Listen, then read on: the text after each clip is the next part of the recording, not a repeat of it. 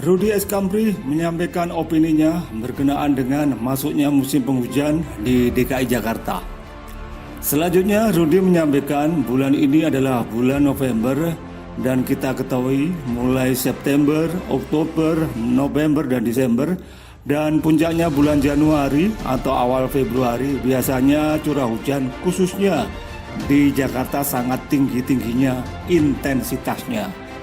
Pertanyaannya, apakah kita bisa berharap Jakarta ibu kota Indonesia bisa bebas banjir di tahun 2021 ini?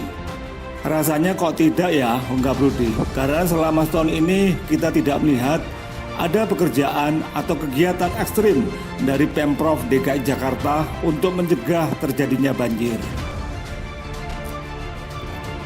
Selama ini yang dilakukan membangun drainase vertikal katanya. Hasilnya apa? Dan membersihkan lumpur sungai. Ini kan hal-hal yang wajar. Artinya saya sependapat dengan anggota DPRD dari fraksi PDIP di DKI Jakarta, Gembong Warsono, yang mengatakan memang sejatinya Anies Baswedan itu adalah ahli menata narasi, tetapi minus aksi, ungkap Rudy. Tidak ada aksi nyata dari Anies Baswedan dalam mengatasi banjir di ibu kota.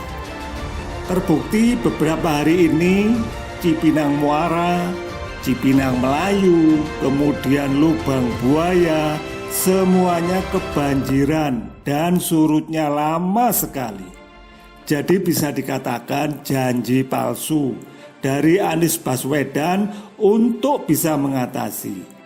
Padahal ketika Presiden Jokowi jadi gubernur dilanjutkan dengan Basuki Cahayapurnama sudah dilakukan normalisasi sungai di beberapa tempat di Jakarta, termasuk penyelesaian banjir di Kanal Timur.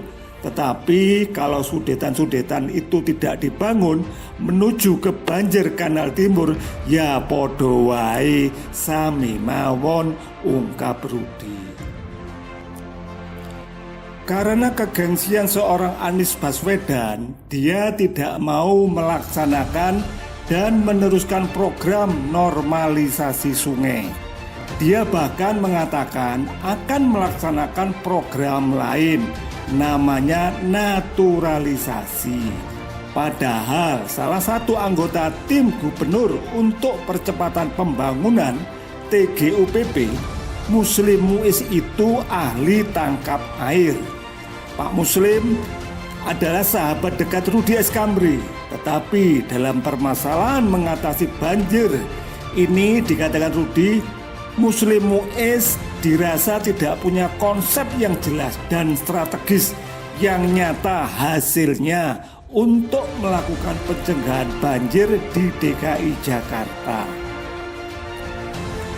Yang dilakukan Anies Baswedan malah sebaliknya.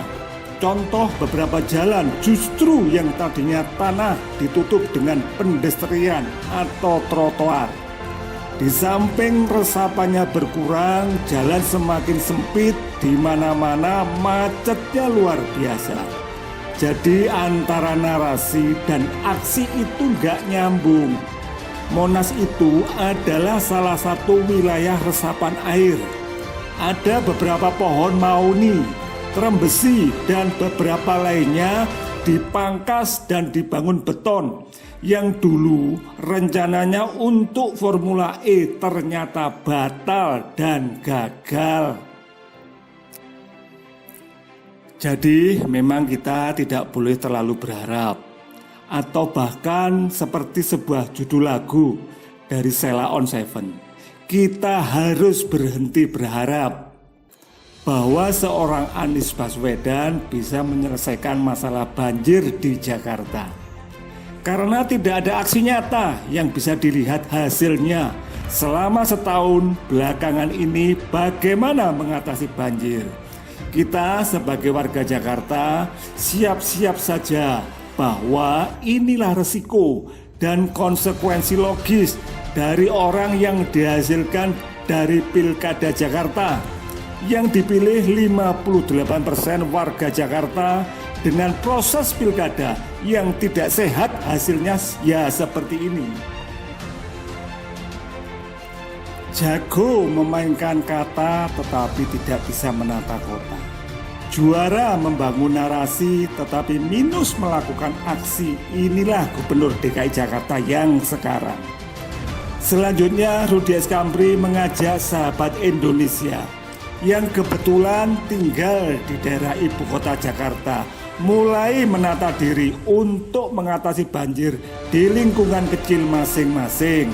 Karena program Berhenti Berharap ini harus kita bangun supaya kita tidak emosi, kita tidak kaget menghadapi banjir yang di depan ini akan lebih parah lagi.